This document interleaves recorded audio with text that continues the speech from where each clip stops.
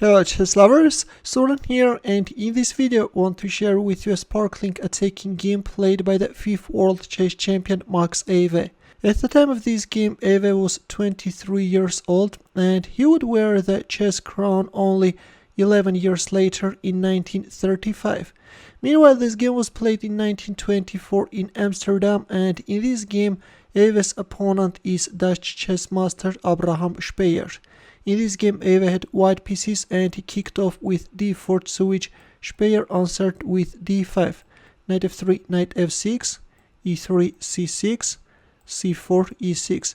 With a transposition of moves, we see the good old Slav defense, knight Nbd2 c5. Well, black could keep this solid pawn structure and proceed with bishop d6 or bishop e7, preparing castling kingside, but decided to undermine white's center by going for c5. Not a mistake, but seems to be a loss of tempo. We first saw c6 and then c5. Bishop d3, knight bd7, white castled kingside, and b6. Another move with which black is losing a precious time. Playing bishop d6 and preparing castling kingside just asks itself to be played, but instead we see b6. C takes d5, e takes d5, e4, as black king is still stuck in the center of the board, and on the other hand, white has already castled. White wants to open up the center and target that king. Bishop b7, e takes d5. White is hurrying with opening up the e-file, but keeping it closed and playing e5, raising this knight is stronger. If knight e4, then rook e1. If knight takes d2, then bishop takes d2.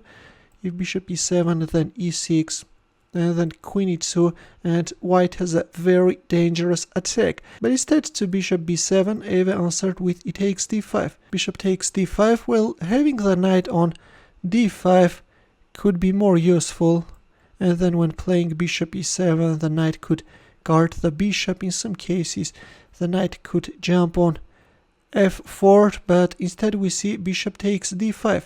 Rook e1 check, bishop e7, d takes c5, knight takes c5, bishop b5 check, king f8. Black didn't castle in time and now is forced to move his king on a very awkward square. b3, bishop b7, bishop b2, knight d3, bishop takes d3, queen takes d3, rook c1, rook d8. This is a mistake with which black is allowing white to go for a brilliant combination. Instead, it was better to move away the bishop from this vulnerable e7 square, but instead we see rook d8, and as we have reached the critical position, you can pause the video and try to find Euwe's next move. Ready? In here, the future world chess champion went for an exchange sacrifice. This is a heavy blow which leads to a speedy finish.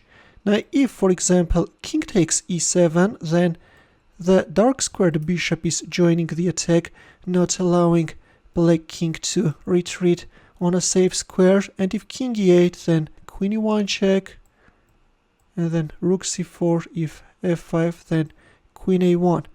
A very strong attacking resource, and once the queen is penetrating black's camp, punishment will be very cruel.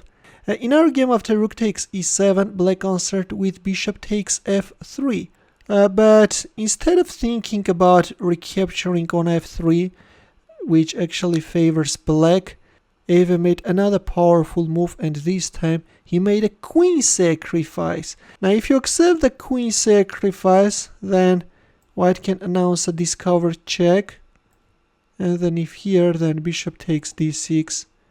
Yeah, you can't recapture because of the upcoming check. If king g8, then bishop e7. The rook can't leave the 8th rank.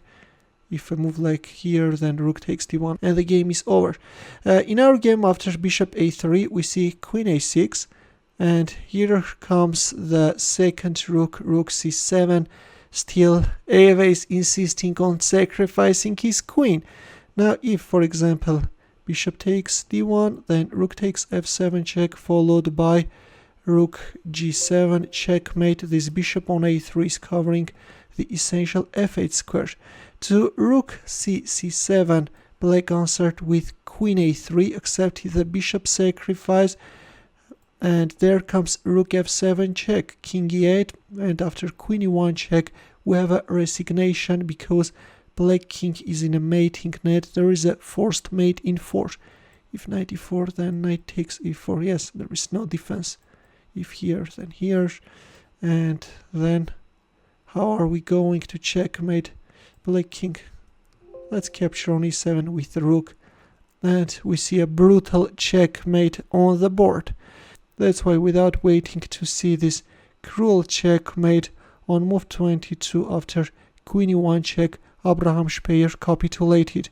That was a very instructive attack by Max Euwe, with which he punished his opponent for not castling in time, and the punishment was swift and severe. In the end, the chess puzzle for you, where the task is to find the winning line for Black. It's Black to move, and I will wait for your answer in the comment section. Thanks for watching. Here are more suggestions for you. Feel free to check them out as well. I will see you in my next video. Take care.